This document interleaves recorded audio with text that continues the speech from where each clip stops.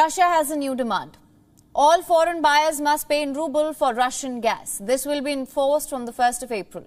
If the payments are not made, the contracts will be halted. In order to purchase Russian natural gas, they must open ruble accounts in Russian banks. It is from these accounts that gas payments will be made. If such payments are not made, we will consider this a default on part of the buyers with all the ensuing consequences.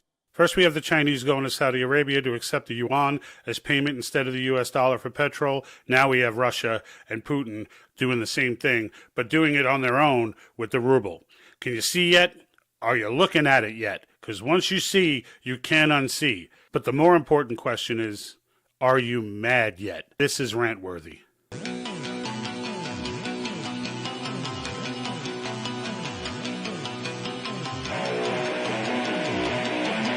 Doesn't anyone notice this? I feel like I'm taking crazy pills! I don't want you to ride. I don't want you to write to your congressman because I wouldn't know what to tell you to write. I don't know what to do about the depression and the inflation and the Russians and the crime in the streets. All I know is that first, you've got to get mad. The whole world gone crazy! Am I the only one around here who gives a shit about the rules? You have the luxury of not knowing what I know. I want you to get up now. I want all of you to get up out of your chairs. I want you to get up right now and go to the window, open it, and stick your head out and yell, "I'm as mad as hell, and I'm not going to take this anymore!"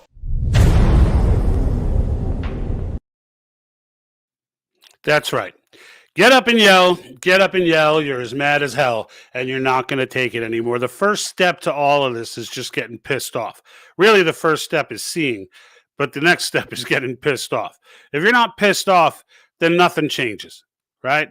So welcome back, everybody. We got another great conversation going on today regarding Russia's recent announcement, which actually took effect yesterday, where they'll only be accepting rubles for their petrol only to unfriendly countries, right? So it's not to everyone. They'll accept the U.S. dollar from countries that are not attacking them right now, basically financially. But this is on the heels of China going to meet with Saudi Arabia, and the Saudis taking it serious that they may start accepting the yuan for U.S. petrol. Now, if you don't understand the seriousness of this and why this is such a big deal, let me quickly explain to you a little bit of history, monetary history. When Nixon got us off the gold standard, okay, it was a couple of years after that where strategically the United States had tied in and cut a deal with Saudi Arabia to only accept the United States dollar as in currency for any oil purchases or any petrol purchases. Now, that's where the nickname the petrodollar came from. And really, it's that particular commodity is what really is backing our dollar when the gold standard went away and all these modern monetary theorists started taking over. All right. So the fact that they are now considering, and well, Russia's insisting, but the Saudis are considering accepting the Chinese yuan, this is all bad. This is all bad. And I want to make clear because, you know, in the cover thumbnail for this particular video, you know, I put in the text, you know, can you see yet? Do you see yet? And that this is not about Ukraine. And both of those things, I hope you can see, because once you see, as we say all the time, I might even make a t-shirt of this. Once you see, you can't unsee. Once you understand the garbage that's coming out of these people, you can't unsee it, and you'll start to see through the nonsense and jabber that comes out of our media, our government, and everything associated with. All right. Now, Putin is turning around, and the crazy thing here, right? So if you acknowledge the BS that our government is putting out, and I'm going to show you a clip from Kim Iverson if you haven't had the luxury of seeing it, to just make the point as to how much BS has been coming out of the NATO countries' media outlets with the respect to Ukraine. There is absolutely, I don't care who you're listening to. I don't care if you're listening to Fox News. I don't care if you're listening to MSNBC. They are all lying to you, whether it's intentional or not, whether they mean to or not, whether they really believe what they're saying or not. It doesn't matter. It doesn't matter if it's dubious or not. The fact of the matter is it's just simply untrue. And none of them, and I mean none of them, with the exception maybe of Tucker, all right, of all the ones that I've seen, none of them are acknowledging the reality that's going on in Ukraine. None of them. They are all staying on the same narrative that Russia wants to take over. Somehow this is about Putin in the sense where, like he just went crazy and wants to take over the world. And then they start to explain away things and that he's killing civilians, right? He's killing all these civilians and targeting civilians and doing all this. Yet at the same time, the civilians are having such a success fighting back against the Russian aggressors and blah, blah, blah, blah, blah, blah, blah. And the fake narratives that have come out to try to make that point have just been ridiculous. And the fact that that so many of them. Now, we're going to list off, I'm going to give you a clip from The Rising. If you're not familiar with that particular show, Kim Iverson usually does a piece in the beginning of it. And when she does, and this particular one she did was debunking all the madness. And initially, honestly, everybody got caught. Everybody got caught with one story or another, spitting out, jumping in on the frenzy, because there was so much misinformation coming out from regular media outlets that when you see that many of them out there, even I got caught, and on the Ukrainian tank one, where I believed it was a Russian tank. And I still have questions about it. I put out a couple of videos on that one because I still have questions about what the hell went on in that video, because none of it makes sense by the debunking standard or by the original standard. But I digress. But everybody got caught in one story or another. Snake Island was probably the most ridiculous. All right. And the reason I'm bringing that up is because I actually talk to people now, today, after it's been long debunked and destroyed, that still don't know, never got the word that it was debunked and destroyed. And that's the story where the 13 Ukrainians were up against a Russian warship, and they were heard in the audio saying, F you, Russian or Russian warship, go F yourself, and then valiantly fought until all 13 died when they ran out of ammunition. And of course, that wasn't the story at all. All right. But it was absolutely what it told me when I heard the real story was that we're clearly trying to paint a picture here that Russia is going after civilians, which, if you understand Russian history, that doesn't make any sense. Russia and Ukraine is a very complicated relationship. This is not an evil tyrant taking over. Well, they could be evil tyrants, but it's not the scenario of an evil tyrant trying to land grab on a smaller country. There's a lot of intermingling between Ukraine. There's a lot of history there. All right, there's a lot of history there. Most Russians have Ukrainian family living in Ukraine, vice versa. There are Ukrainians in the West who are a part of what's called the rebel force, who are actually fighting with Russia in this fight. Okay, it's a very complicated situation there, but in the end, it makes no it would throw away all of history between these two to believe that Russia would go in and just start killing civilians. Why would they not just carpet bomb the place then? Like the idea that they're not doing it, and the rest of the Snake Island story. With the Snake Island story, not only did the 13 not fight valiantly and then die when they ran out of ammunition, there's actual video showing that there were not 13, there were about 82 or so individuals at Snake Island, and none of them were killed. They were all alive and well, including the so-called 13 that they were originally reporting. And not only were they alive and well, but they received medical care and food and were released. All right, so there's it doesn't make any sense. None of this made sense from the early on, from the get-go. All right. Again, when I show you the list of fake stories that came out of Ukraine, the only conclusion I'm asking you to reach is that our government and NATO are absolutely lying. They're absolutely lying. Like that's undeniable. Okay. So do we have access to these eyes wide shut meetings that they all sit in? No, we don't. So we don't know exactly what's going on as far as, the details of what they're doing, but we know that they're lying. All right. And that's a big deal. That's a big deal because we 100% know that they're lying. And there's absolutely no reason to trust anything they say. So, yeah. And Scott, how we doing, sir? Yeah, there's definitely a misdirection going on, Scott, saying to what degree is the question. Right, exactly. To what degree? And this is where, look, when things tie together, when all other information is short and things start to tie together, it's fair to jump to some conclusions until facts tell you otherwise. If facts come out that tell you otherwise, then sure, I'll change my mind. Because, by the way, folks, we're free to do that, right? And as we sit here in another gathering like this, and we got about 15 or so people on, it's in the end, we have these conversations and we share information and we go, and I'm going to give you my take on it for sure. And I'm going to put your take up on the board so that we can discuss that too. But in the end, we have to in order to find real information in today's world, you have to be focused in groups. You cannot, no one person can get all the information that is necessary to put this puzzle together.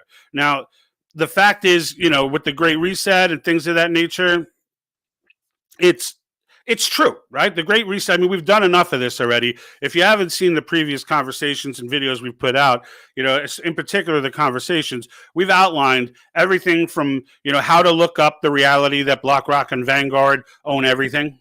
All right. They're majority shareholder in literally everything. All right. They just also happen to be one of the greatest funders of the World Economic Forum, which is a membership fee based operation, but it also focuses on people under 30 years old outside of the elites. All right. And all those people under 30 got to have their funds paid, and those funds get paid through these other organizations, all of which roll up to BlackRock. All of the companies that are involved, all the CEOs, all roll up to BlackRock, and BlackRock rolls up to Vanguard, right? So we went through all that. You can watch that episode if you want to see. I walked you through Yahoo Finance and go to holdings, pick whatever company you want. I sat there for 45 minutes picking public companies, and the leader in every freaking industry that makes every freaking thing is tied number 1 and 2, or at best, at worst, 2 and 3 are BlackRock and Vanguard. Every media organization. How long did you think that there was big 6 in media? And we thought that was terrible. All 6 are majority owned by BlackRock and Vanguard. All right. And Vanguard is where it gets cryptic. That's at the top of the pyramid. And you can bet your bottom. I don't need evidence for this one. You can bet your bottom that rolls to the Rothschilds. You can bet your bottom on that one. All right. And with these people owning everything, it and then influence. We think Klaus Schwab and George Soros are the big leaders of the Great Reset and New World Order. They're not. They're the faces of it. All right, that's how these larger companies launder all their money, through these nonprofits, through Bill Gates Foundation, or Bill Gates, whatever he calls his nonprofit. And there's Soros's, which is the Open Society Foundation, the Clinton Foundation. There's a bunch of these that do nothing but launder money for these people. All right, but now we got Putin, who's turned. So here's the thing, right? They want Putin. That's the bottom line. All right. And I ain't trying to make Putin a good guy, but in a world where everyone's a bad guy, I'm just going to lay it out as it is. They want Putin. And that's the bottom line. And hold on. I got a couple of comments I want to get up, so I'm not hogging the mic all day.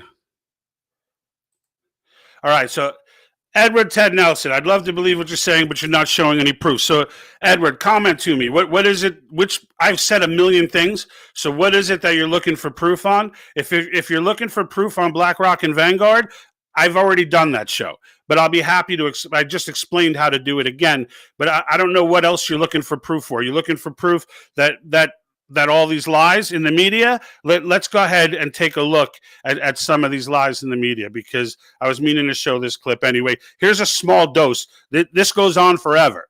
All right. And even Kim Iverson acknowledges she got caught on this too, thinking that the former Ukrainian president was all geared up in arms, and talked about it on one of her shows, that, you know, it was admirable how he did that, and then found out later that picture was like a year old and had nothing to do with the current conflict. But here we go.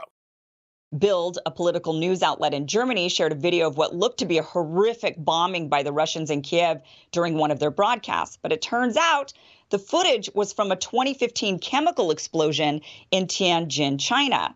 Newsmax used a photo of a crying older woman standing in front of her devastated home with the caption, "The current devastation in Ukraine." But the photo was from 2015. An Italian news broadcast used footage from the video game War Thunder when talking about the war in Ukraine. No doubt viewers seeing a rain of missiles were horrified. It was being reported that 13 heroic soldiers on Snake Island were confronted by a Russian warship. The audio recording shows the Russians telling the Ukrainians to lay down their arms to avoid bloodshed and unjustified deaths. The Ukrainians are infamously heard saying, "Russian warship, go F yourself." It was then reported they fought valiantly until they were all killed by the Russians. President Zelensky even announced he would posthumously award the men medals of valor. Well, it turns out whomever claimed they had died was mistaken. Instead, the Ukrainian border guard disputed whether anyone was killed, and shortly after, video footage emerged of the Russians giving food and water to the 82 men, not 13, from Snake Island, who were then being transferred to Crimea. Some of the soldiers have now given interviews saying if the Russians wanted to bury him, they would have, and now they instead will go home to their families.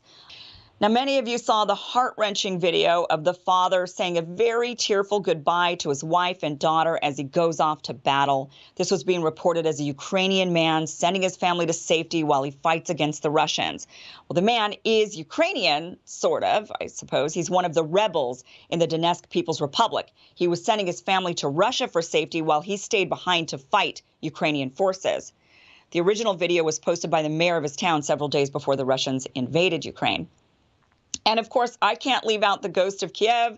There's footage of a fighter pilot downing several Russian jets. The video, of course, went viral with millions of views. The claims are this pilot took down 6 Russian jets in one day. But now, by the way, that number's jumped up to 10 Russian jets being taken down.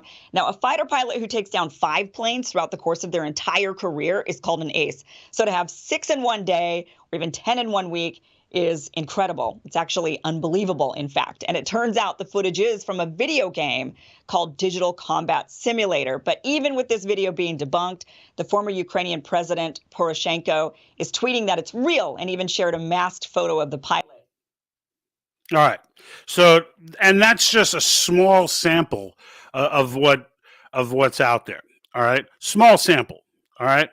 So it's the fake news that is just pouring out of this country is just unheard of. Now, I've played on previous streams the Russian parliament member saying straight out that they're fighting for a new world order.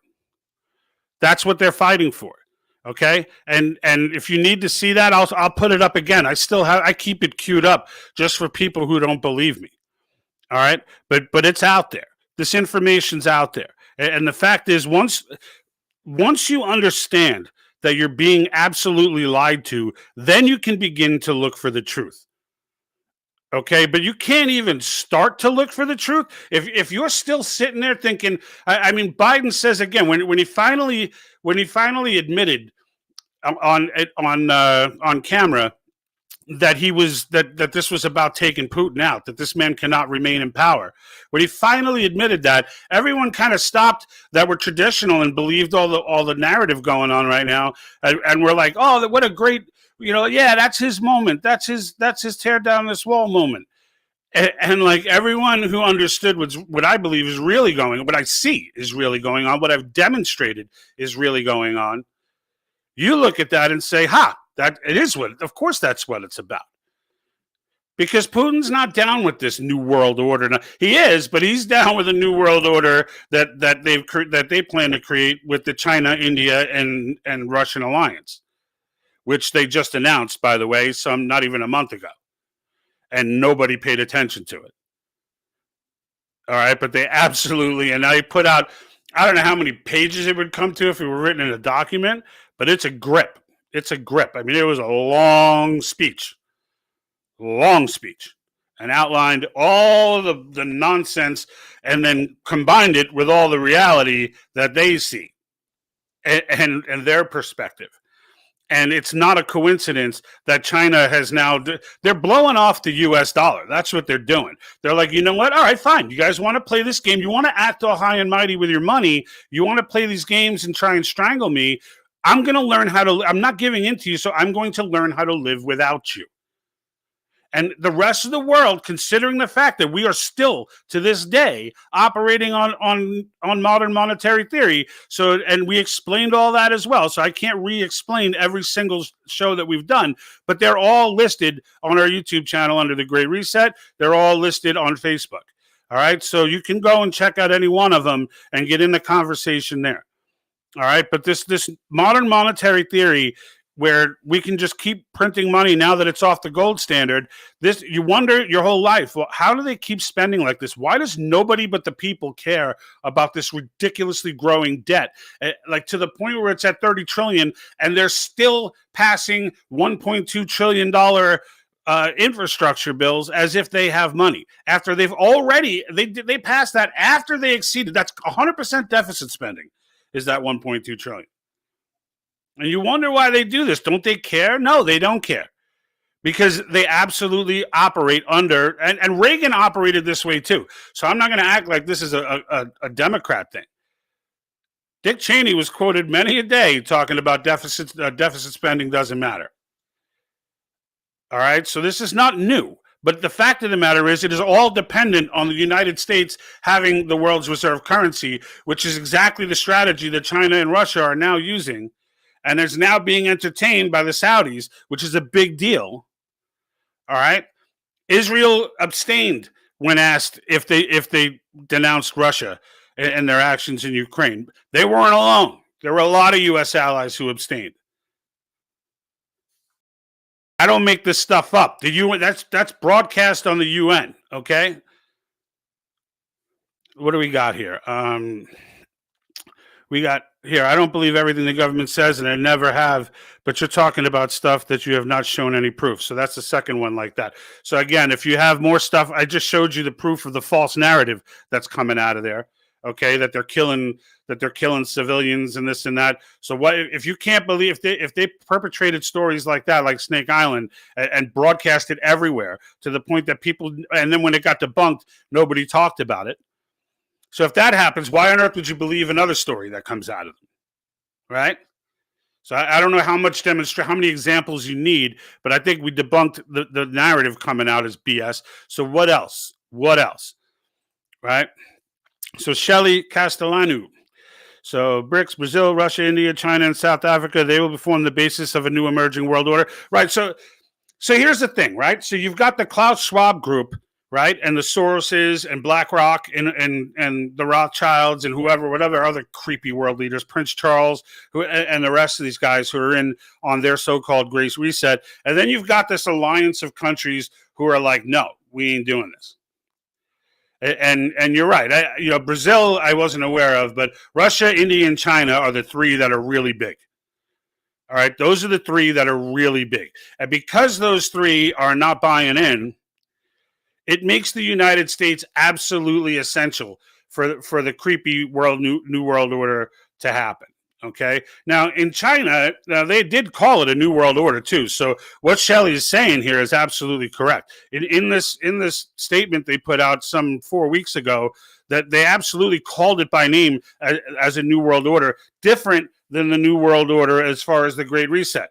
Their attitude is, you're all going to be really weak, and we're going to be really strong, because despite the fact that we're tyrants, the reality of the matter is we're going to operate on sound economic principles, and you're not.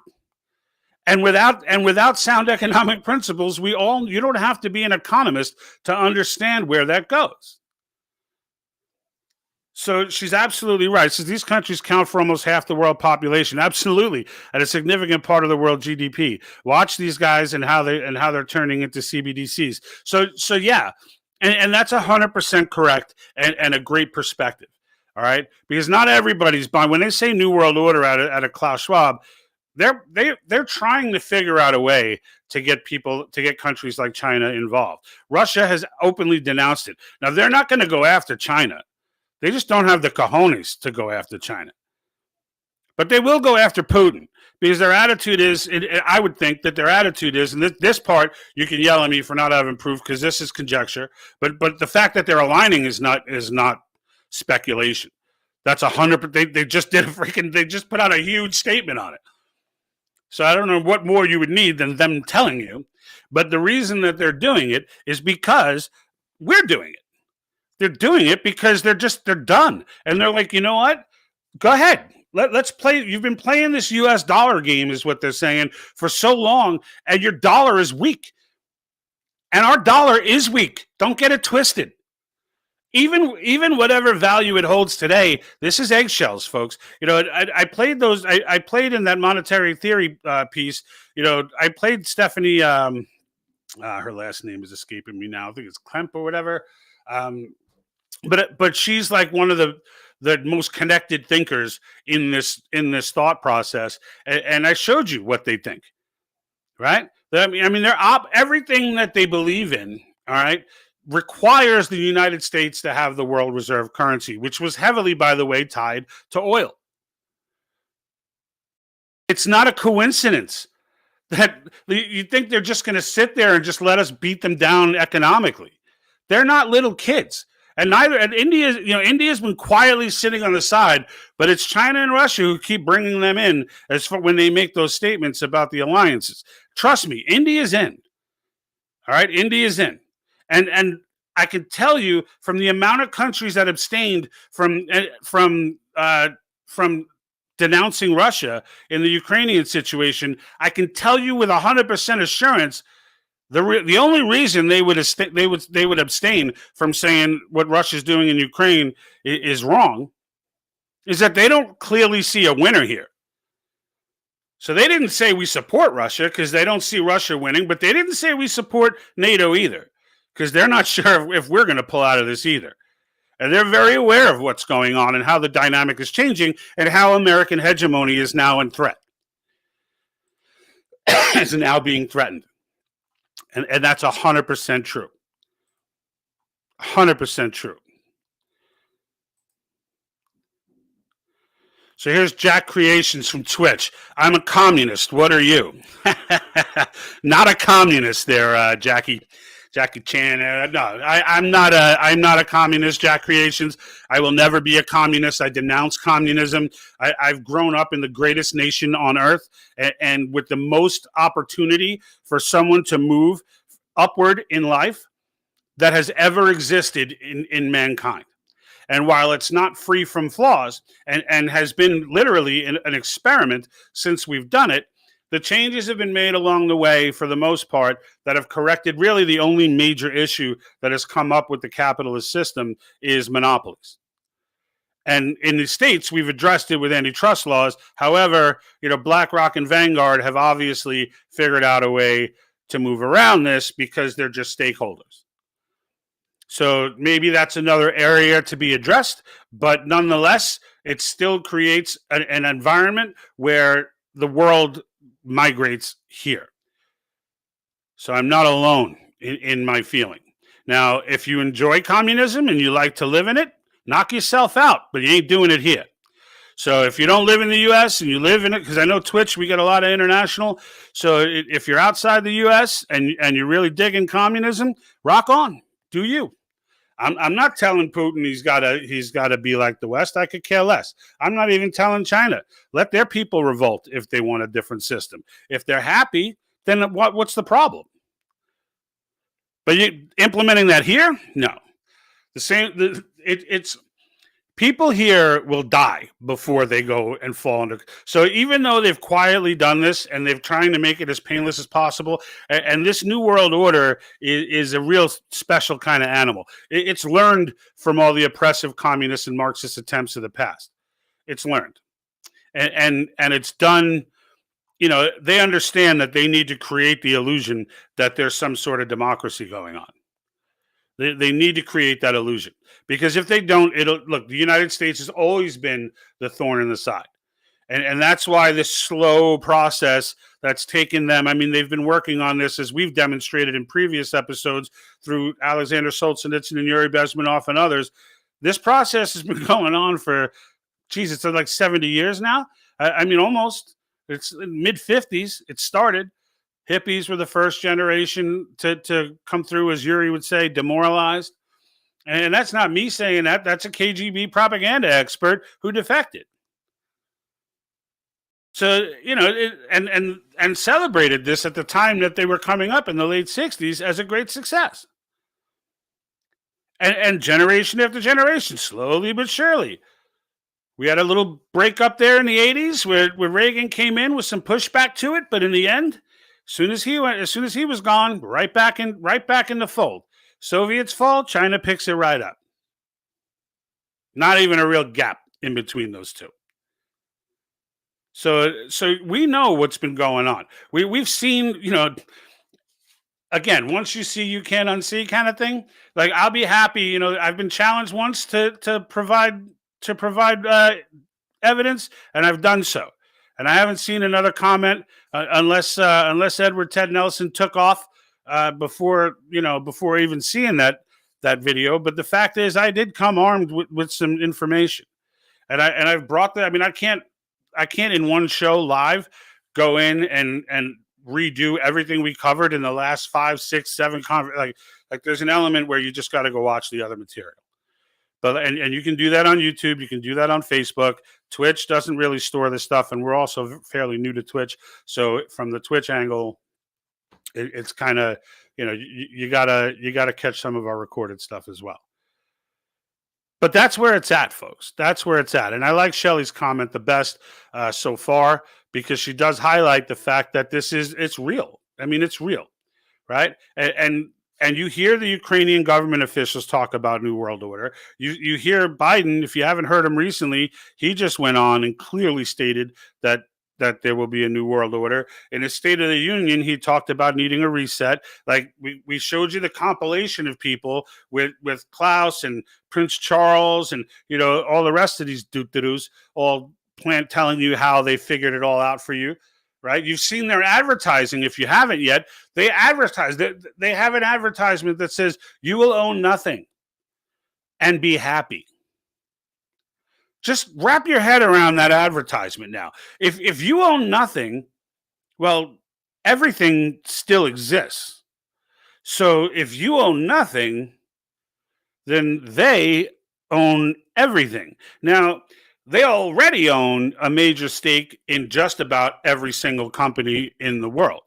Every major company that can be invested in is majority held by BlackRock and Vanguard. Go to Yahoo Finance. Again, we took you through that exercise. So go hit that up and go see. All right. But now that we know that, all right, now that we've taken that step and we understand, if you've been following these conversations and you take that step, all right, so BlackRock and Vanguard have major stake in virtually every large company in every large industry in the world. All right, what does that mean? Well, they're heavily funded, or the WEF is heavily funded by them. So what does that mean? Well, the WEF is openly and unashamedly preaching New World Order and Great Reset. These are not creepy terms to them. These terms are perfectly okay to them. And they put it out there, and they go out and they try to sell you on it. And I guarantee you, all right, and they talk what? They talk about COVID as it being a great opportunity. That's why you're hearing all this now. All right, that's why they're coming out so vocal now. Because they've cited, Trudeau too. Trudeau cited COVID as an opportunity for a reset. Biden, COVID as an opportunity for a reset. Klaus Schwab, Klaus Schwab, COVID is an opportunity for a reset. Prince Charles, COVID is an opportunity for a reset. I mean, the list is endless of these elites who go and meet at this annual event, the World Economic Forum, and come out with the same conclusion, which is why you see it all right now. Now, I'm not going so far to say that, COVID was created to start the, like, I'm not going that far. I don't think it's a ridiculous theory, but I don't have any way to figure that out. I mean, we know it came from a lab, which is somewhat spooky, but we don't know, beyond that, we don't know. Like, it could have just been a lab leak, because that stuff happens. And then they saw it and then said, hey, this is it. We can use this. Like that's kind of where I lean towards, is that, they just saw opportunity and just jumped on it. They just saw this opportunity to, hey, we got a pandemic. It's not, they knew that it wasn't that deadly compared to as viruses go, right?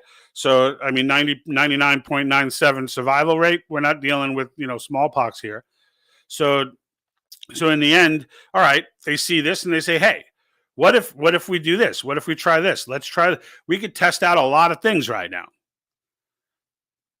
We could test out a lot of things. And my opinion, again, this one I'm not, but my opinion is that explains all the irrationality. And with that, if you want to confirm if you've created a mass formation, as per Dr. Matthias Desmet, we did a whole piece on mass formation psychosis as well. But if you want to confirm you have one of the key points that you have to do is see if they'll follow things that are completely irrational. See if the subjects will go down a road and defend things that are completely irrational. And I think over the last 2 years, we can confirm that there is absolutely, I mean, right? How many restaurants did you go into where you got to stand up, you take off your mask, sit down, take off your mask, stand up to go to the bathroom, put it back on, and all this take on, put on, take it down and take sips of your drink, blow your smoke out with all the virus at a casino, and then put your mask back up when you're done. All these things that make absolutely no sense, and you don't need to be a virologist to know make no sense, but there were people arguing for them vehemently, right? Vehemently. Talking about you're killing other people. I got MDs telling me this garbage. It's like, what the hell's wrong with you people? Like what part, if you ever saw someone dealing with a dangerous virus, they're not wearing a napkin on their face. They're wearing a freaking hazmat suit, sticking their hands into glass windows with gloves sticking out of them to kind of deal with materials. Like nobody, they're like, yeah, that's for the elites. For you, here's this napkin. Just hold that over your face. Right? We all know this stuff makes no sense. But if you think about it that way, it would make sense to think, you know what, let's see if there is a mass cycle. They've been working on this for so long. It's really just kind of testing to see just how far people can be taken, how far they could take you down the road and have you fight and go off to win that fight. Yeah. So here's a comment from MRDZ, Zombie Nation. Yeah. Mentally, it's, but like, look, we've said this before, referring back to Solomon Ash's studies. So for those that aren't familiar with Solomon Asch, he did a conformity study back, I want to say it was the early 70s. It might have been late 60s, but he did a conformity study, and I will try and pull up a graphic here. I put this in just in case I ever talked about this again. So here's he gave subjects this chart, right? And he basically said, now there were 7 people, I think it was 7 or 8 people, and then 6 of the 7 were in on the experiment. The 7th one was the subject, and he asked them which one is identical to the target line. Is it A, B, or C? Now you can look at these 3 lines and see that it's clearly C, all right? But the 6 people that were in on it, well, they all said it was B, let's say. They all gave the wrong answer, right? And the idea was, what impact would that have on the 7th subject? And it turns out it had a significant impact. It was about 75% of the time the individual gave the wrong answer. Now, they took that group of 75 people, of 75%, all right? So It was 70 to 75%. I forget the exact number, but they took that group and then they went ahead and started referencing that group and asking them, like, what was it? Why did you give the wrong answer? And about 30% of that group insisted that they didn't give the wrong answer. They insisted, like, let's say on what you're looking at now, they insisted, despite the obvious evidence, that B was the identical line and could not be swayed otherwise. Now, there was 40% of the group, and this, you'll hear me say 40%, the 40%, this is who I'm talking about. This is why I'm explaining this in multiple shows, because I want everyone to understand as I make that reference that eventually I can stop explaining this and you guys can explain it to people. But 40%, they knew that B was the wrong answer. They knew that C was the right answer. But they admitted and said, you know what? Yeah, we knew it was the wrong answer, but everybody was saying B, so I just figured, I didn't want to be different. I didn't want to make waves, etc. And then there was 30% of that group who just don't buy it at all. And what I would tell you is the 40% are the ones that are killing us. All right, because you got the 30% who die hard, you got the other 30% on the other end who don't believe, and then you've got that 40% in the middle who are just like they're enabling the bad 30%, all right, who are the youngest among us, all right, in most cases. They are the youngest among us. There are some who were indoctrinated as far back as 70s and 80s. But right now, it's the young ones that are making up the bulk of that generation. So, but in the end, yeah, and here's that, yes, that's happening now on a mass scale. It's sad. Yeah, it is sad. It is sad, and we did the piece on mass formation psychosis. I would go back and take a look at that. We really kind of got granular with it as to what Dr. Mateus Desmond said. A lot of it had gone to Dr. Robert Malone, but he was not the one. Malone, in that Joe Rogan clip that went viral, was just mentioning Dr. Mateus's work. So it's Dr. Mateus Desmond that really did the work on mass. And it's not, he didn't create the idea. It's been going on forever. Every evil leader in the modern era has used it. Okay. But it explains the conditions that there have to be, and check it out. You'll see it's pretty informative, and it's pretty easy to see the connection between then and now. Okay. So in that sense, I would say, check that video out. But clearly there is a mass formation going on, and that 40%, all right, needs to wake up, because one of the other things that they did in this experiment is they ran the same exact experiment, but they had one person of the 6 that kept giving the wrong answer. They had one other person give the right answer. And all it took was that one person to give the correct answer, and it drastically changed the results, that so many more subjects gave the right answer after that. So the point that I'm trying to make in the moral of the story is that 40% is key. All right, because the 30%, they see the 40% and they think that they agree because they're complying and they're not saying anything, and they're even getting annoyed that the other 30% are saying something. Right? So they see them as allies, when in reality, that 40% thinks they're all crazy. But it's important that 40% tell them you're crazy, because they'll never snap out of it. Like, according to Yuri Bezmenov, and what the KGB believed when they were doing this, is that once you were demoralized, which he said took about 15 to 20 years to demoralize one new generation of students. He said, once you're demoralized, you're done. Like, according to the KGB, and this was from someone who worked there in their propaganda, he said, according to them, once you were in, once you believed in it, he literally said, and we've quoted this and we've showed the video clip. You can watch the full interview on YouTube. Yuri Bezmenov, 1984, I believe it was. Irony of the year. But yeah, he tell you, once you're demoralized, it's over. And the only way, he said, I could take you to the Russian concentration camps at that point and show you the stacks of bodies, and you'll refuse to believe it. Like, that's how deep in he's like, these people are.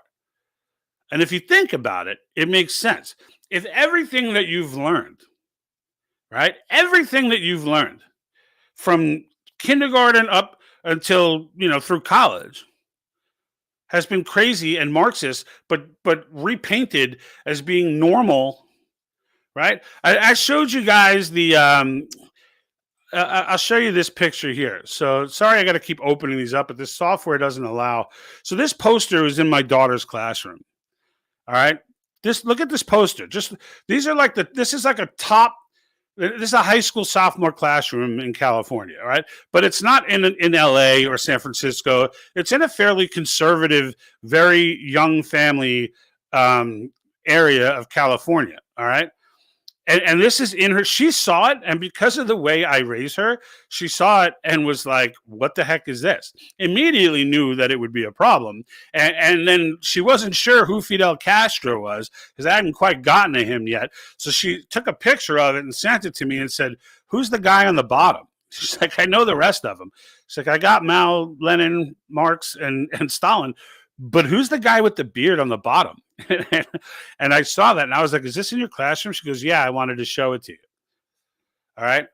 This is the kind of stuff, if you grow up your whole life with this stuff being in your head, who's gonna, and now someone comes and tells you, how crazy we must sound for those who understand and for those who see.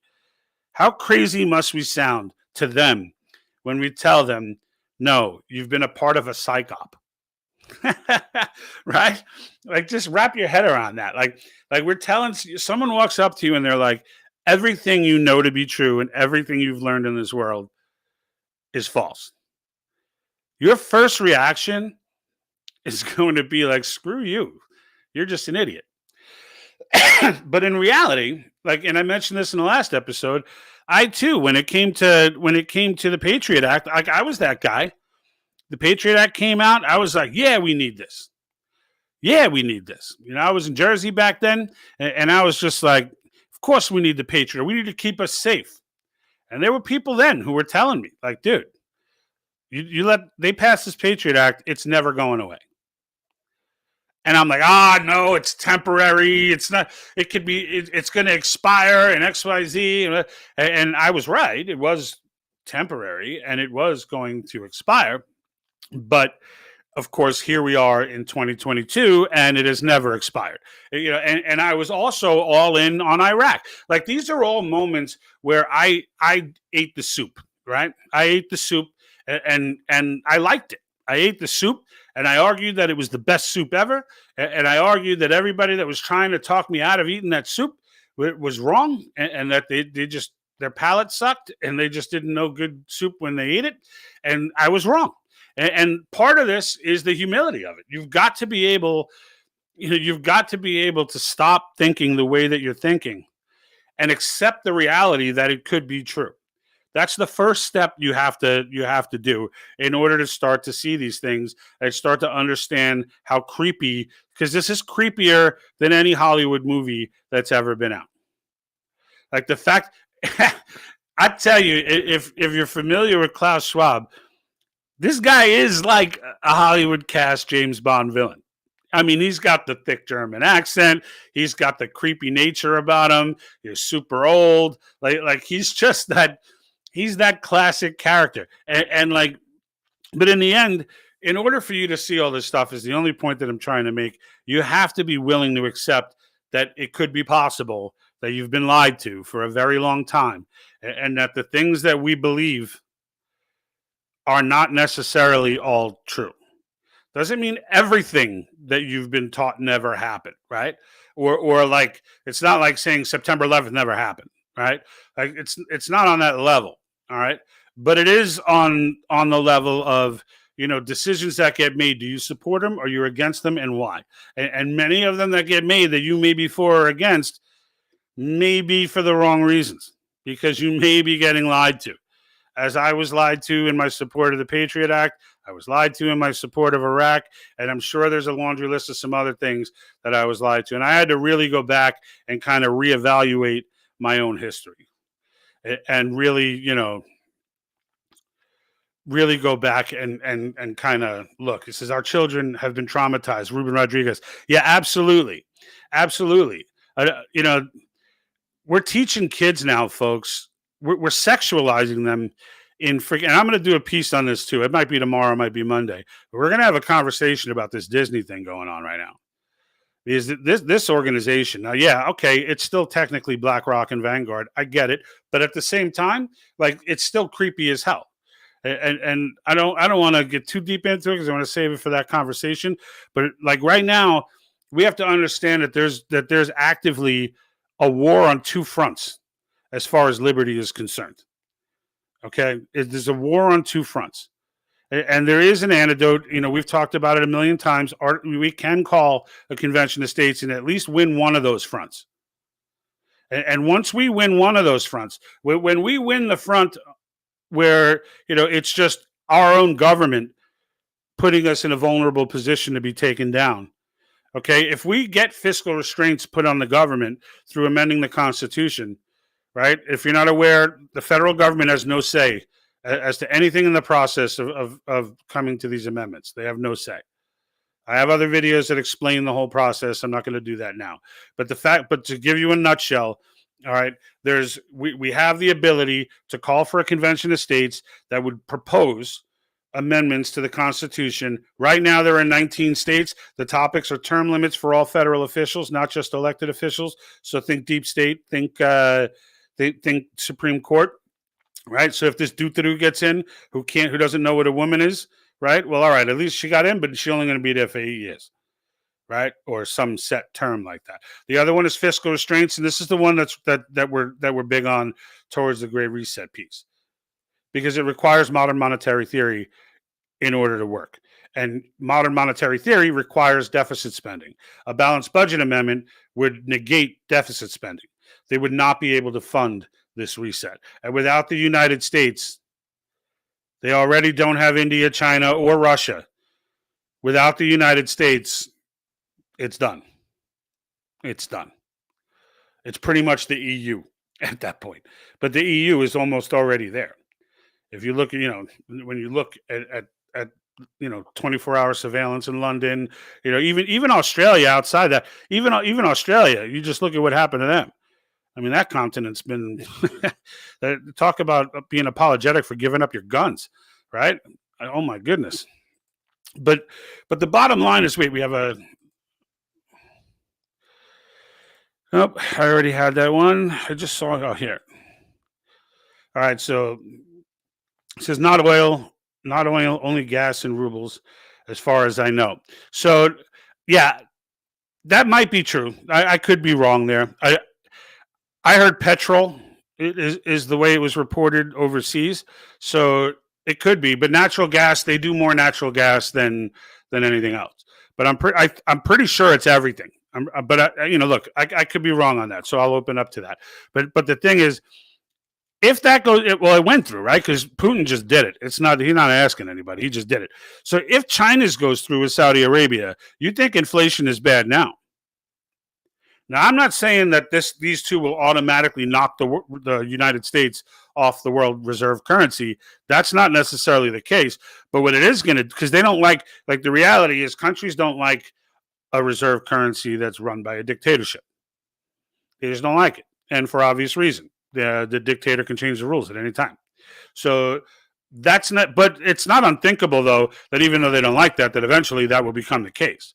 Right. So it's one of those things where they're standing up and they're saying, you know what, we're going to fight back and let's see where this goes, because we got nothing to lose. Right now, Russia has nothing to lose, thanks to us and our ridiculous policy. They have nothing to lose. So in the end, you know, it is what it is.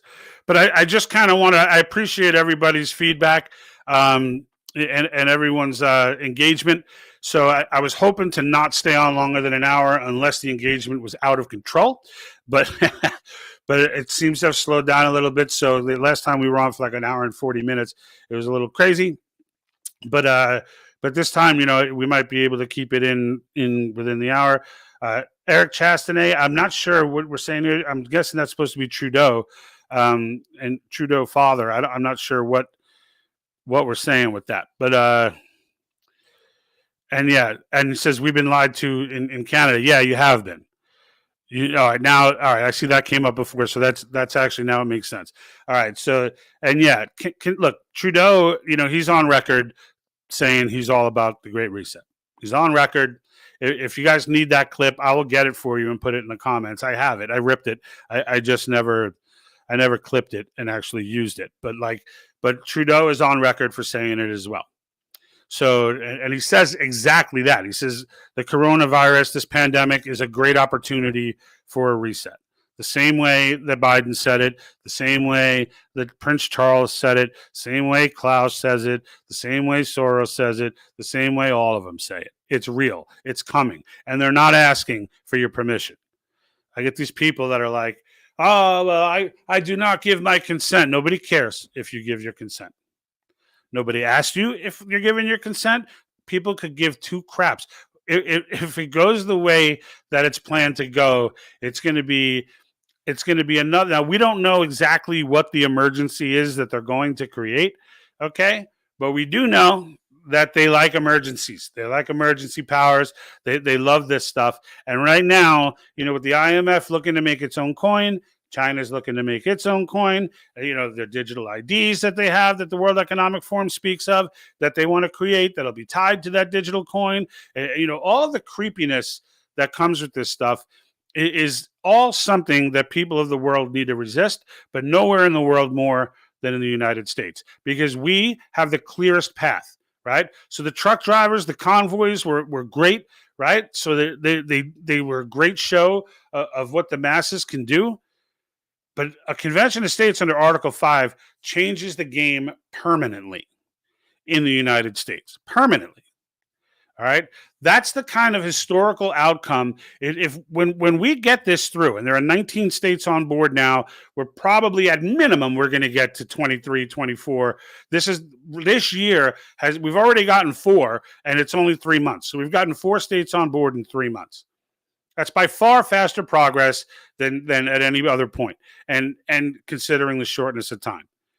So the day the 34th state comes on board, okay, the day that happens, and just so you know, 34 states to call the convention, all 50 participate in the convention, even if they didn't pass a resolution.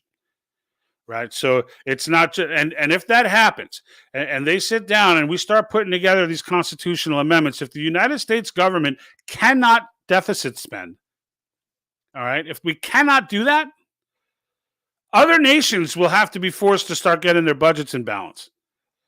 Because the reason they're all getting away with it right now is because we're doing it. So there's a chain reaction. And frankly speaking, once it's done, once the amendments are put in, okay, we've set, this is the kind of thing that's going to get talked about for the next 200 years. That's how game-changing these amendments would be. They will completely change the trajectory of the United States of America to such an amazing path of prosperity. Doesn't mean we won't have problems. Doesn't mean we won't still have companies trying to take over, all the other companies and be monopolies and this and that. We'll have to manage that and get through it as we go. But in the end, the level of prosperity that will take place as a result. I mean, imagine not having to worry if someone invents, a truly not, I don't mean like Tesla, but I mean like Tesla, not the car Tesla, right? But like the things that he said to have invented and conceptualized that ended up causing his demise, those types of things would come out now and be, like the deep state wouldn't be in play for more than like 8 years a piece. All the key players in there, all the shady people that we don't know about that call these shots and write these black budgets and they'll all be gone. They'll all be gone. The dollar will start to gain strength in massive fashion. Your bank account will there'll be hits and I don't want to act like there are none, because initially, look, we've allowed things to run out of control for a good 60 years, 70 years. So at least from the 70s, at least by getting off the gold standard. So in the end, we let things get out of control. So if there are government programs that you're a part of, yeah, you can bet they're going to be gone. There'll still be a safety net of some sort, but there will be a lot more prosperity to fund things. So it'll be fine. But in the end, there is going to be an initial shock for those who are collecting a government check for anything, because they're going to have to look at their budget and be like, we can't do this. Now, mind you, $1 trillion of it can be cut off just by getting rid of ridiculous stuff like, studying Japanese quails doing cocaine, which is a real thing, by the way. But yeah, if these go through, it's game changing. It's historical. It'll be talked about and it'll be taught in history classes, because history classes, the government will be completely out of education. So the federal government. So the states will be teaching this in history classes for 100 years, 200 years, forever. It'll be a monumental moment, a monumental shift in the way that the people can exercise their power in the United States of America. A monumental shift. Because it may bring on another convention and then another convention. Like now, but it won't. What'll happen is that it'll go back to there's a threat of a convention, and then Congress just acts. But we'll cross that bridge when we get to it. But I do appreciate everyone coming out. What do we have here? The decision on settlements with unfriendly countries countries for gas and rubles can be canceled if the situation changes, said Dmitry Peskov. Yeah, of course. Everything can be changed. So everything can be changed. So this is, look, what this is, okay, more than anything else, it's a statement, okay? It's a statement to NATO countries that, like, we're not going to get bullied by your money anymore. And it's not the ruble that he's even trying to prop up. It's just the dollar that he's trying to take down. I mean, yes, the ruble is taking a beating, and he wants to be able to prop that up a little bit. But in the end, this is more of a statement saying, look, enough. You're going to push me, I'm going to push you back. Like this, I'm not going to sit here, because in the end, like I said, this ain't about Ukraine. It's not about Ukraine. The people of Ukraine are victims right now. All right? They're victims. But I could tell you that their president is not an admirable human being. He's just not. All right? And I've said this a million times. There are no good guys in this fight. There are none. There are only victims. That's it. The people of Ukraine are caught in this freaking disgusting game that these elites play. Okay? And it's, they decided they want Putin. So you know what? We're gonna start pumping this Ukraine into NATO narrative, because that'll get them going. And it did. And then it starts. And they don't care. They don't care who's dying in the streets. They're coming up with fake narratives of people dying in the streets. All right? They're coming up with this stuff. Why? Because they got to paint the picture for everybody else to make this palatable, that, you know what? This can't end. This can't end in any other way except Putin being removed from power. And I guarantee you, China's not going to let that happen. All right? So this is going to get interesting to see how it goes.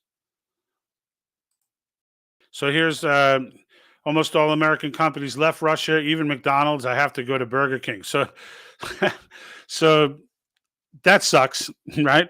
Although, Burger King, I don't believe, is under the BlackRock thumb, unless the parent companies go up further than I saw. But McDonald's is. So in the end, that could be a good reason why it was McDonald's that pulled out. But yeah, I get it. I get the struggle on the ground. That's what sanctions do. That's what sanctions do. And like now the United States is starting to feel a little bit of that too. We tend to we tend to be shielded from a lot of these sanctions and the after effects to other nations. When we sanction one nation, the way that it negatively affects other nations, we're generally not affected by that. But this time it's different, because we have a president who refuses to drill on American soil, despite the fact that when he took office, we were energy independent. It's an amazing, it's as close to treason as you could be.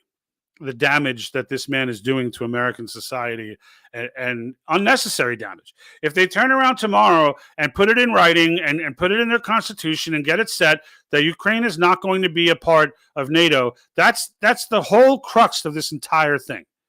Is that. It's that. It's not Putin wanting to take over the world. If he wanted to destroy Ukraine, he would destroy it already. This idea that the Russian military is just so remarkably weak, and it's nonsense. It's a narrative to explain why he's not going around killing that's what the net is. It's that he must be losing if that's not happening. So look, like I said, when you see, you can't unsee. And if you follow the facts and you accept the fact that some of the narratives that you may have believed and you may have come up knowing to be true may very well not be true. When you come to believe those things and you understand that, and at least you're open to the idea that that could be the case, it will help you greatly. It will help you greatly. All right. Yeah, that's the same one. All right. So look, I appreciate the international input. I think we're slowing down here, and I kind of got the bulk of what I wanted to get off my chest. I do plan on coming on tomorrow or Monday. Depends on how life leads me. I might try and take tomorrow off, but in the end, I want to cover this Disney conversation. There's and the general premise of it, and the general premise of the messaging, and all of this garbage, and why these companies are so woke, and why, if you work for a big company and that company is, making you take these bizarre trainings and making you do all this woke garbage, why that's happening, right? And there's a reason for that, and it's tied in with a lot of what we've been talking about, and they're generally preparing themselves, and we'll get into that, going forward.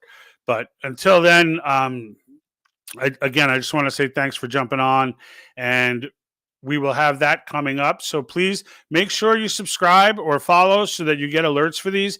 We're trying to get, today we got up to about 20 people at the peak, but I'd like to get that up to, I'd like to get the peak viewers up somewhere, I don't know, maybe like 50. I think 50 is a good target for some good dialogue and some good reaction. I may have to pull Jack in with me if that happens, because I'm going to need someone to kind of monitor the comments while I babble. But other than that, until next time, thank you for watching, and I'm out. And like that,